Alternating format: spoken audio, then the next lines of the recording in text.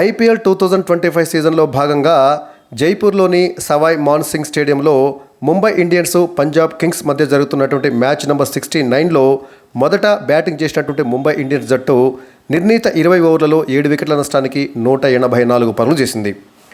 ముంబై ఇన్నింగ్స్లో సూర్యకుమార్ యాదవ్ 39 బంతుల్లో 6 ఫోర్లు 2 సిక్సర్లతోటి 57 పరుగులు చేసి టాప్ స్కోరర్గా నిలవగా, ఇక ఓపెనర్ రికల్టన్ 27 పరుగులు, హార్దిక్ పాండ్యా 26 పరుగులు, రోహిత్ శర్మ 24 పరుగులు, నమన్ ధీర్ 20 పరుగులు చేశారు.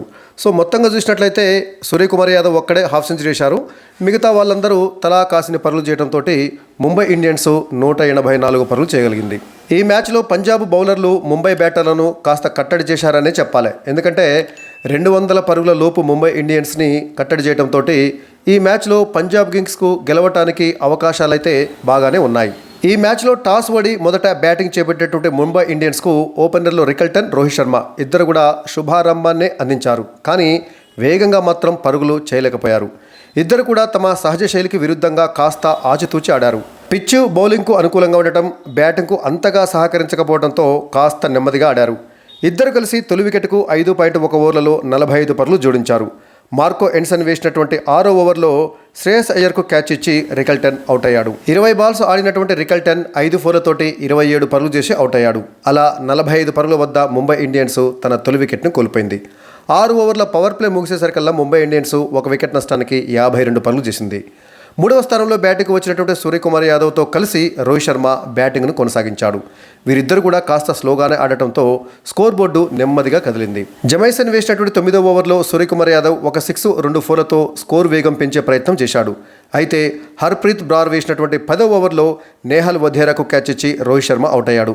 21 బంతులు ఎదుర్కొన్నటువంటి రోహిత్ శర్మ 2 ఫోర్లు 1 సిక్సర్ తోటి 24 పరుగులు చేసి అవుట్ అయ్యాడు. సో 21 బాల్స్ ఆడినటువంటి రోహిత్ శర్మ తన సహజ శైలికి విరుద్ధంగా 21 బాల్స్లలో కేవలం 24 పరుగులు మాత్రమే చేశాడు. సో అలా ముంబై ఇండియన్స్ 81 పరుగుల వద్ద రోహిత్ శర్మ రూపంలో తన 2వ వికెట్ను కోల్పోయింది. సో 2వ వికెట్కు రోహిత్ శర్మ, సూర్యకుమార్ యాదవ్ వీరిద్దరు కలిసి 26 బంతుల్లో 36 పరుగులు జోడించారు. 10 ఓవర్లు ముగిసేసరికల్లా ముంబై ఇండియన్స్ 2 వికెట్ల నష్టానికి 83 పరుగులు చేసింది. రోహిత్ శర్మ అవుట్ అయిన తర్వాత 4వ స్థానంలో బ్యాటింగ్కి వచ్చినటువంటి తిలక్ వర్మ 4 బంతులు ఎదుర్కొని కేవలం ఒకే 1 పరుగు చేసి విజయ్ కుమార్ వైశాఖ్ బౌలింగ్లో హర్షదీప్ సింగ్కు క్యాచ్ ఇచ్చి అవుట్ అయ్యాడు. అలా ముంబై ఇండియన్స్ 87 పరుగుల వద్ద తిలక్ వర్మ రూపంలో 3వ వికెట్ను కోల్పోయింది. అంటే రోహిత్ శర్మ, ఆ తర్వాత తిలక్ వర్మ వీరిద్దరూ దాదాపు వెంటనే అవుట్ అయ్యారు. వరుసగా 2 ఓవర్లలో 2 వికెట్లు కోల్పోవడంతో పరుగుల వేగం పెరగలేదు. తిలక్ వర్మ అవుట్ అయిన తర్వాత క్రీజులోకి వచ్చినటువంటి విల్ జాక్స్ వేగంగా ఆడే ప్రయత్నం చేశాడు. విజయ్ కుమార్ వైశాఖ్ వేసినటువంటి 13వ ఓవర్లో 6 కొట్టినటువంటి విల్ జాక్స్ ఆ మరుసటి బంతికే మార్కో ఎన్సన్కు క్యాచ్ ఇచ్చి అవుట్ అయ్యాడు. 8 బంతులు ఎదుర్కొన్నటువంటి విల్ జాక్స్ 2 ఫోర్లు 1 సిక్సర్ తోటి 17 పరుగులు చేసి అవుట్ అయ్యాడు.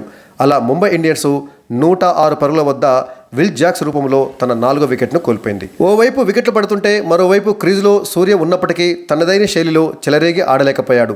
దూకుడుగా ఆడటం ప్రారంభించినప్పుడల్లా వికెట్ పడటంతో మళ్ళీ కాస్త నెమ్మదించడం ఇలా సాగింది ముంబై ఇండియన్స్. 15 ఓవర్లు ముగిసేసరికల్లా ముంబై ఇండియన్స్ 4 వికెట్ల నష్టానికి 131 పరుగులు చేసింది. అయితే విల్ జాక్స్ అవుట్ అయిన తర్వాత క్రీజులోకి వచ్చినటువంటి కెప్టెన్ హార్దిక్ పాండ్యా దూకుడుగా ఆడాడు. 15 బాల్స్ ఆడినటువంటి పాండ్యా 2 ఫోర్లు 2 సిక్సర్లతోటి 26 పరుగులు చేసి మార్కో ఎన్సన్ వేసినటువంటి 17వ ఓవర్లో కట్ షాట్ కొట్టపోయి కీపర్ జోష్ ఇంగ్లీష్కి క్యాచ్ ఇచ్చి అవుట్ అయ్యాడు. అలా 16.2 ఓవర్లలో 150 పరుగుల వద్ద హార్దిక్ పాండ్యా రూపంలో ముంబై ఇండియన్స్ తన 5వ వికెట్ను కోల్పోయింది.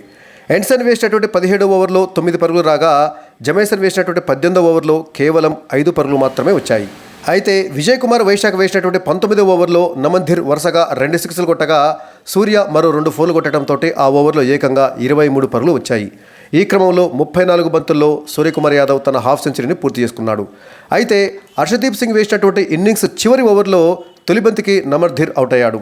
12 బంతులు ఎదుర్కొన్నటువంటి నమన్ ధీర్ 2 సిక్స్లతోటి 20 పరుగులు చేసి అవుట్ అయ్యాడు. ఇన్నింగ్స్ చివరి ఓవర్ను అద్భుతంగా వేశాడు హర్షదీప్ సింగ్. ఆ ఓవర్లో కేవలం 3 పరుగులు మాత్రమే ఇచ్చినటువంటి హర్షదీప్ సింగ్ 2 వికెట్లను పడగొట్టాడు. ఆ ఓవర్లో తొలి బంతికి నమన్ ధీర్ అవుట్ అయితే ఇన్నింగ్స్ చివరి బాల్కు సూర్యకుమార్ యాదవ్ ఎల్బీడబ్ల్యూగా అవుట్ అయ్యాడు. 39 బంతులు ఎదుర్కొన్నటువంటి సూర్యకుమార్ యాదవ్ 6 ఫోర్లు 2 సిక్సర్లతోటి 57 పరుగులు చేసి ఇన్నింగ్స్ చివరి బాల్కి అవుట్ అయ్యాడు. సో తొలి వికెట్ పడిన తర్వాత 3వ స్థానంలో బ్యాటింగ్కి వచ్చినటువంటి సూర్యకుమార్ యాదవ్ ఇన్నింగ్స్ చివరి వరకు నిలబడ్డప్పటికీ, క్రీజ్లో ఉన్నప్పటికీ, బ్యాటింగ్ చేసినప్పటికీ కూడా వేగంగా తనదైనటువంటి శైలిలో ఆడలేకపోయాడు. 39 బాల్స్ ఆడినా 57 పరుగులు మాత్రమే చేయగలిగాడు. అంటే పిచ్ బ్యాటింగ్కు అంత అనుకూలంగా లేదన్న విషయం మనకు తెలుస్తుంది. సో మొత్తంగా ముంబై ఇండియన్స్ నిర్ణీత 20 ఓవర్లలో 7 వికెట్ల నష్టానికి 186 పరుగులు చేసింది. ఇక పంజాబ్ బౌలర్ల విషయానికి వచ్చినట్లయితే హర్షదీప్ సింగ్, విజయ్ కుమార్ వైశాఖ్, ఆ తర్వాత మార్కో ఎన్సన్ ఈ ముగ్గురు తలా 2 వికెట్లు తీస్తే హర్ప్రీత్ బ్రార్ 1 వికెట్ తీయడం జరిగింది. అయితే హర్షదీప్ సింగ్ అద్భుతంగా బౌలింగ్ వేశాడని చెప్పాలి. తను చేసినటువంటి 4 ఓవర్లలో కేవలం 28 పరుగులు మాత్రమే ఇచ్చి 2 కీలక వికెట్లు తీశాడు.